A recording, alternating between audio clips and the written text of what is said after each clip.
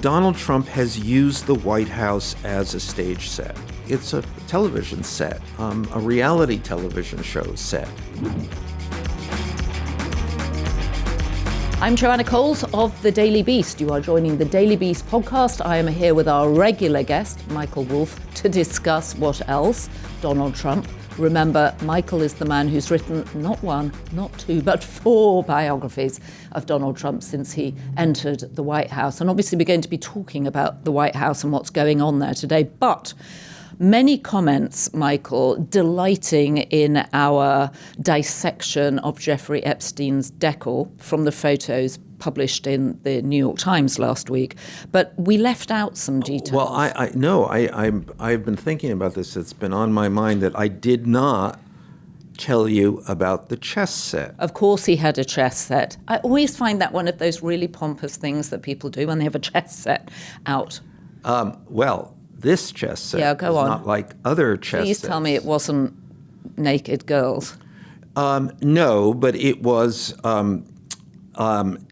the pieces represented everyone in the household. Oh, what? So what was he? What was Jeffrey Epstein? The king. He was the king. And his. What were there, little carvings of them? Yes. In recognizable carvings, and the queen was his girl. Epstein had a girlfriend of, a number of years, and Epstein had a girlfriend of a number of years. Yes. Why don't we know about her? Because we don't know anything. Because no one knows. Nothing. Was she at these dinners that you would go to, these salons that he hosted? Sometimes, but she was. I mean, this was. Once we went to actually, my wife and I were in Paris, and he was in Paris, and then he invited us over, and this is his apartment on the Avenue Foch that you've mentioned. In his. In The Girlfriend, this woman, I'd say age 23, guessing. Okay, so 40-year age gap. Maybe 24, not over 24. She was there, and my wife found this especially disconcerting because she didn't talk the whole. The whole dinner, absolutely silent. Many men's fantasy girlfriends. Yes. Although, curiously, he sent her to dental school. To have her teeth done or to learn to be a dentist? Become a dentist. Right, so patronage. Yes. He's 40 years older or 44 years older. He's sending her through education. So there's a sort of My Fair Lady aspect to this. Oh, and very much that Pygmalion sense of this. At any rate, so she's the queen? Okay, so yes. At least she's the queen and not a pawn. Who are the pawns? All of the pawns. How is this detail not been out there? Because it's. I mean, again, this is the story that people have been reluctant to tell, refused to tell, been unable to tell, been too. I don't know. People don't have the language to talk about a story like this because there is such an undercurrent of darkness about it too. It's darkness. I don't think anybody quite knows how to talk about this. How to talk about sex when it is so overt and so weird. And illegal. And illegal. I mean, so we're.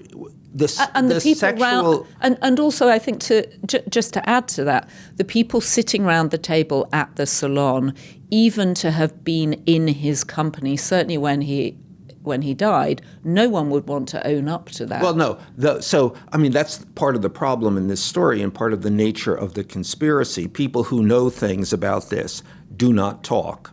Right. And so the story is fueled by people who really, are just speculating in the end, putting 2 and 2 together. Well, this and that, so it must mean this.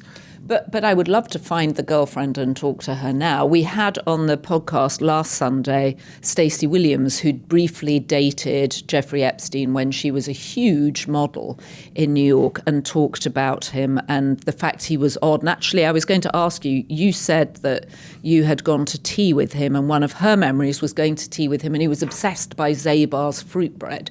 It's got pecans and raisins in it, and he had this affectation that he always had to have it with his afternoon tea. Oh, no, he had a series of these things, kind of food fads that would come in and out, and then people he had the kitchen staff who would do these things, prepare these things, and then rush them out. And the table, you would be sitting with him, and the table would suddenly be filled with food, which you didn't necessarily want. And so it's like, what's going to happen to this food? One of the things I thought was very interesting in a piece in the New York Times where they had the letter from Woody Allen on Jeffrey's 63rd birthday was actually a very funny description of how Sun Yi had basically taught Jeffrey how to entertain. And you thought, oh, here is a man who doesn't have a wife, who doesn't know how to do this, and is ironically being taught by Woody Allen's wife how to actually produce enough food so your guests don't leave hungry. No. I mean, that was always the case, that there was either too much food, not enough food, everything was off, and never a drink. If you wanted a drink, forget about it. What, because he didn't drink? He didn't drink, and so that was at best an afterthought. He said, do you want a drink? Really? So people didn't go there and get drunk? No. I'm very frowned on if you drank. And if something was produced, it was, you got a half a glass of wine. And, right. Small pours. And no refills. But back to the chessboard. Right, okay, I keep interrupting you. The pawns were the Jeffrey Epstein's houseman was a man by the name of Jojo, and all of the pawns were Jojo. So you mentioned Jojo last week. You said he was the man that had to open the doors, these enormous heavy doors to the house on 71st Street. So Jojo there were lots of Jojos on the board then, because the pawns were all Jojo. All Jojo, yes. Okay. Yes. And was it a sign of honor that you got onto the chessboard? I mean, it's such I can't tell. Now, in the key pieces, the bishops, the rooks, the whatever, were the girls who kind of staffed the house. There was a girl. She's not a girl. She's clearly a woman who had done this job for a long time. Maybe she was 40, 45. Ancient in Jeffrey's terms. Yeah, I mean, she was, she kind of was the receptionist or the appointment secretary. I have never heard of someone having a chessboard of their household staff and their sort of effective leadership team. It's actually a genius gift for people. No, totally. As a matter of fact, where was it displayed? I thought I'm going to get this for my for your family or for your publisher? Yes, but then it turned out it's very expensive. Oh, it is? Because I feel like doing it for. We could do one here at the Daily Beast, actually. I would be the pawn there. I would be one of the pawns. And where was it displayed? You came into. I mean, you came into the house through these doors. Poor Jojo pulling open these doors. Right. And then you went up through 4 or 5 stairs. And then so you're on you're in the receiving area, and then actually to the left there's a that was the kind of off where the receptionist appointment secretary sat, kind of a library office, and then you're in the center. There's the big staircase. This is 7 floors. This house. The big staircase, and this, and you step into this area which is open up 7 floors. So that's where that's where that sculpture of the woman with the noose around her neck hangs down from there.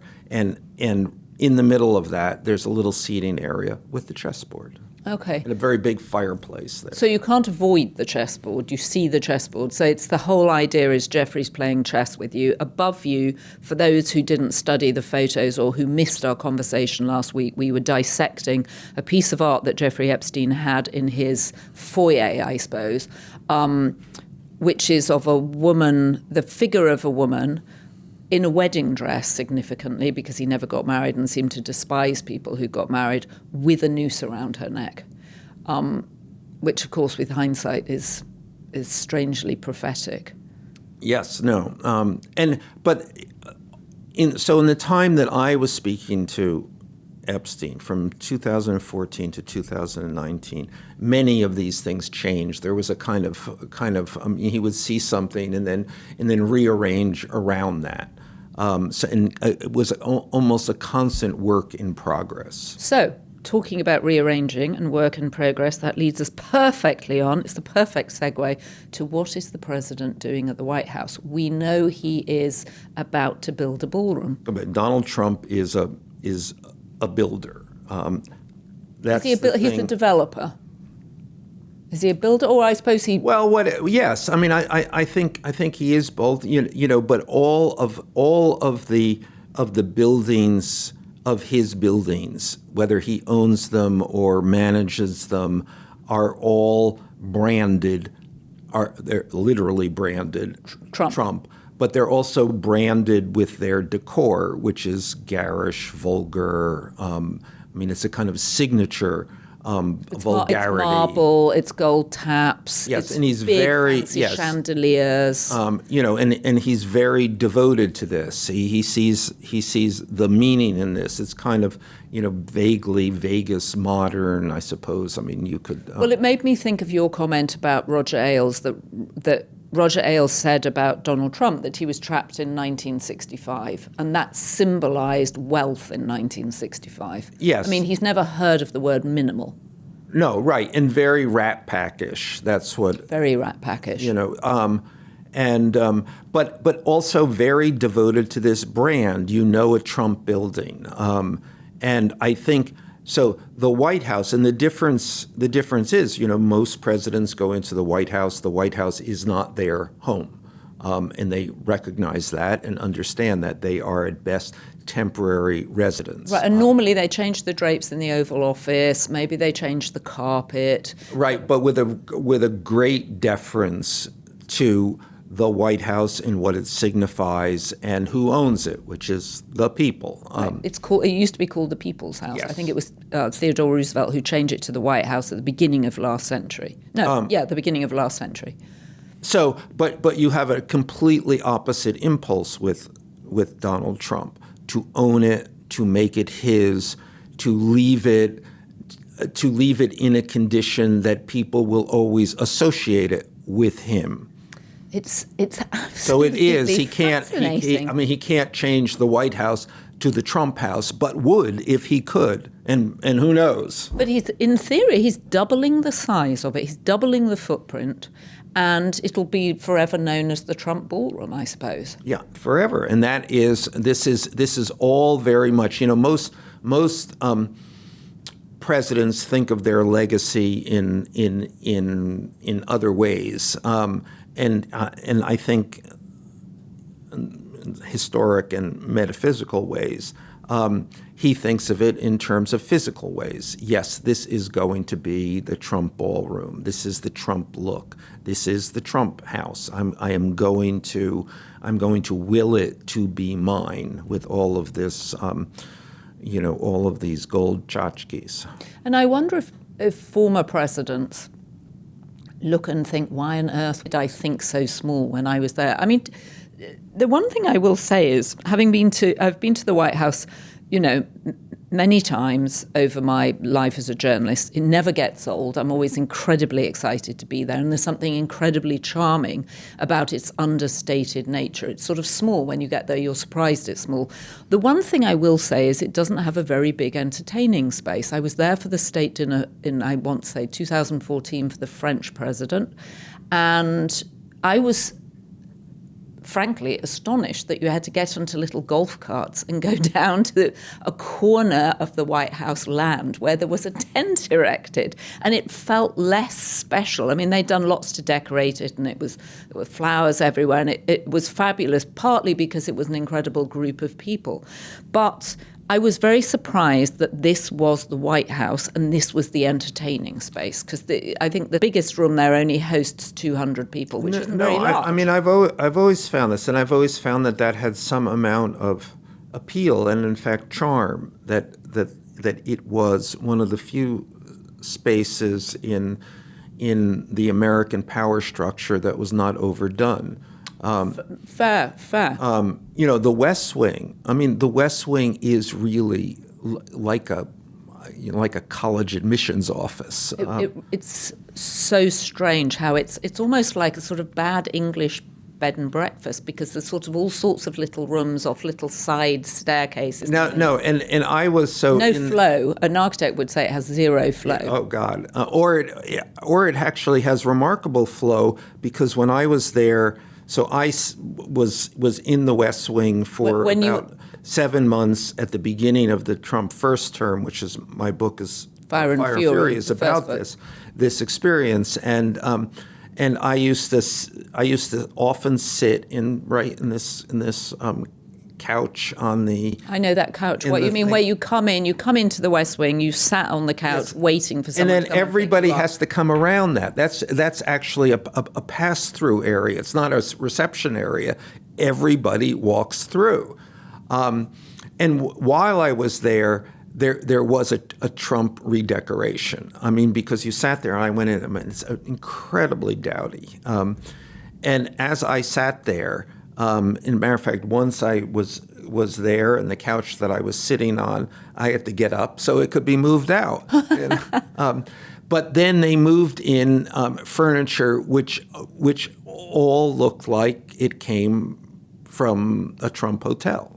Well, it probably did. It probably did. Probably did, right? And he would have been able to rent it, perhaps, to the... there's bound to be some way that he's making money from it. So what do we think about him doing this? Of course, and hugely significant that he's using the East Wing, traditionally the First Lady's domain, to turn it into a ballroom. No, well, I think it's probably an added advantage to take away her space, and then no one can ask where she is. You mean Melania? Yes, indeed. So Melania's missing, or she's refused to turn up. So he's taken her space and he's turning into a 600-person ballroom? Something like that, yes. I mean, let's not put... He's turning it into a hotel event space. I mean, that's the kind of thing that in any one of these hotels he rents it to whatever conventioneer of the moment comes along. I mean, this is not, I mean, certainly the plans that we've seen suggest it's no better than that.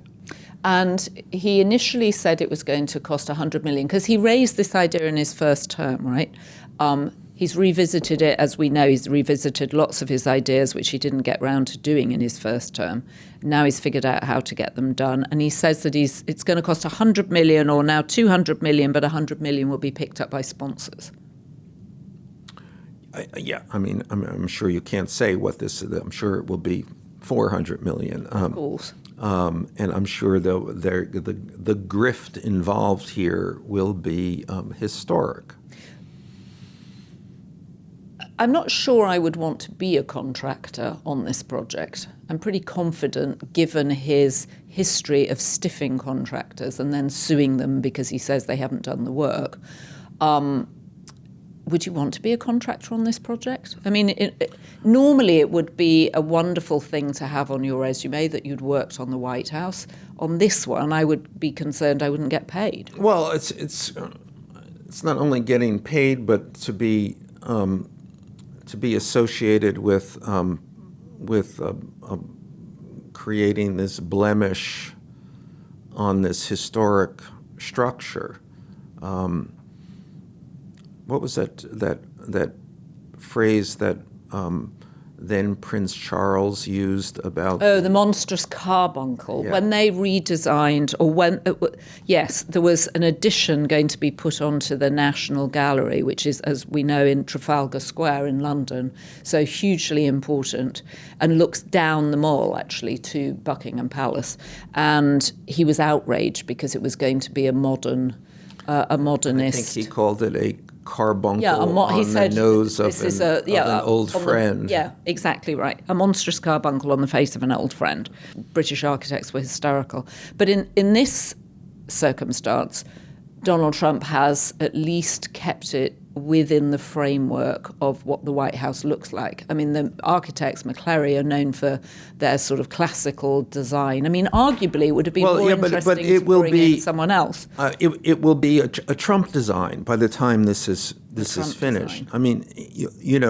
I mean, few architects or architects with a sense of design and tradition and proportion would work for Donald Trump and do what he wants done. I mean, already the Oval Office has been Chutchka eyes, glitz eyes, vulgarized, gold eyes. Yes, sexed up in an appalling way. I mean, everybody is appalled except for Donald Trump. Yeah, it's very Liberace. It's for. I mean, this is again. I'm surprised he doesn't have a piano in the Oval Office with some guy just tinkling the ivories. To your point about it being rat packy. I mean, this is again one of those kinds of things which everyone with a modicum of upwardly mobile good taste is appalled at.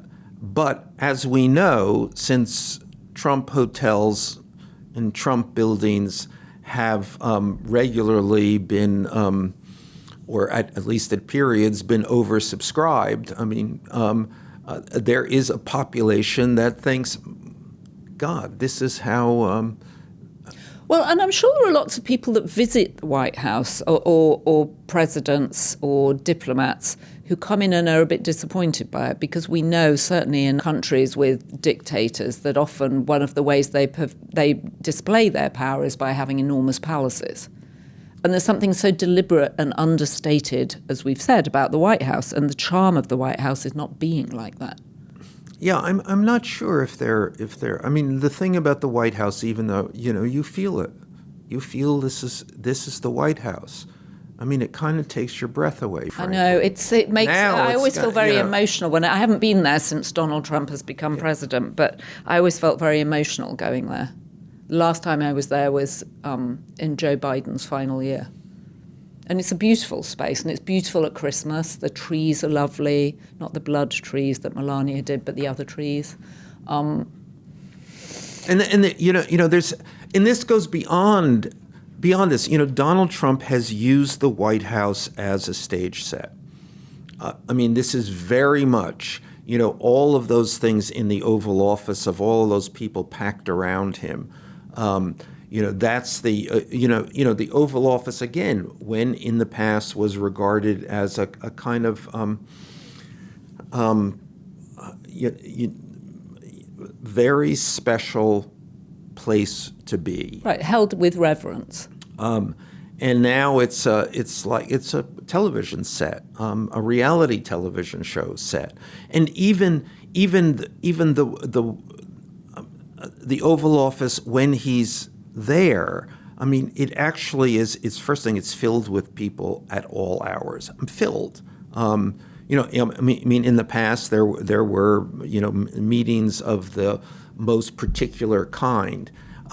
Now it's 20 people, 30 people, 40 people packed in there, and they're all there to listen to Donald Trump. He sits behind this desk and he goes blah blah blah blah blah blah blah. So I mean, it's a kind of combination of talk show and.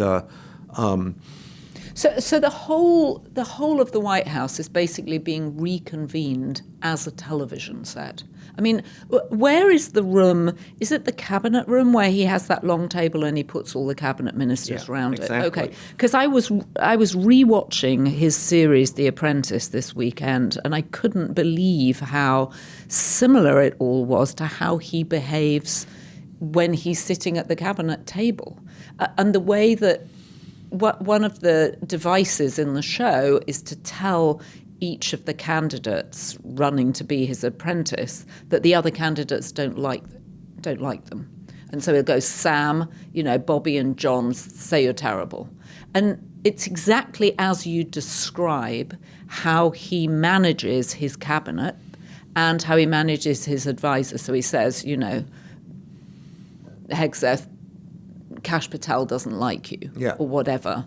And then everybody's on edge, everybody hates each other, everybody's in competition with each other. It all comes back to The Apprentice. I know this isn't new thought, but rewatching the show on Sunday, it was so obvious. And now, of course, he's redesigning it as a television set. No, I mean, and I think the Apprentice point is a good one because nothing changes. Everything that he's done before. So when that whole idea, and this is also an important point. Historically, we have always understood that the White House changes the person in it. Right. And that's profound, and so profound that you can actually see the change. Yeah, Obama went gray on people. It does something as it should. So. The Trump thing is the exact opposite of that. This is such good analysis. He is so right. He is changing it, and in the people who have known Trump when he went into the White House the first time said actually he behaves here no different from the way he behaved in Trump Tower, and then when he went to Mar-a-Lago, he behaves no different than he behaved in the White House.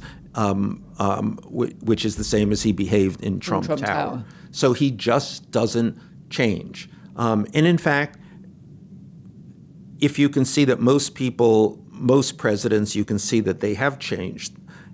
He didn't. He literally looks the same. Same hair. I mean, of course, it's all phony, but slightly different hair. I was studying his hair this weekend and thought, it's gone from being that sort of orangey colour. It had a sort of purple rinse to it this weekend. I don't know if he's changed his shampoo or he's changed his hairstylist. It's definitely changed a little bit. It's flatter and it's thinner.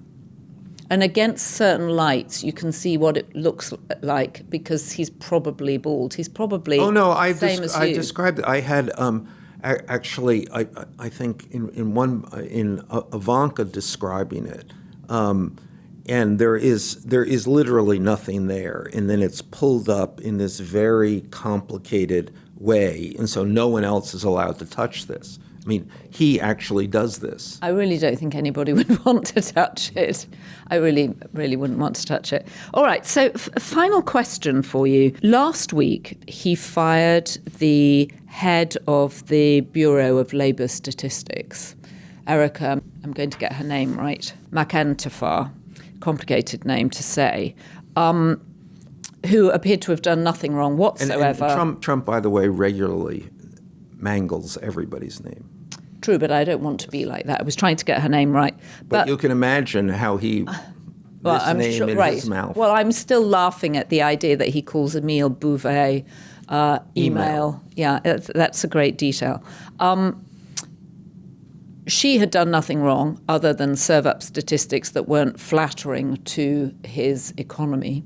And so he immediately got rid of her, shot the messenger, as it were. But this has a wider significance. This is more about his misunderstanding of numbers. Well, I think it's information. In other words, if he doesn't like the information, it's the information that is wrong.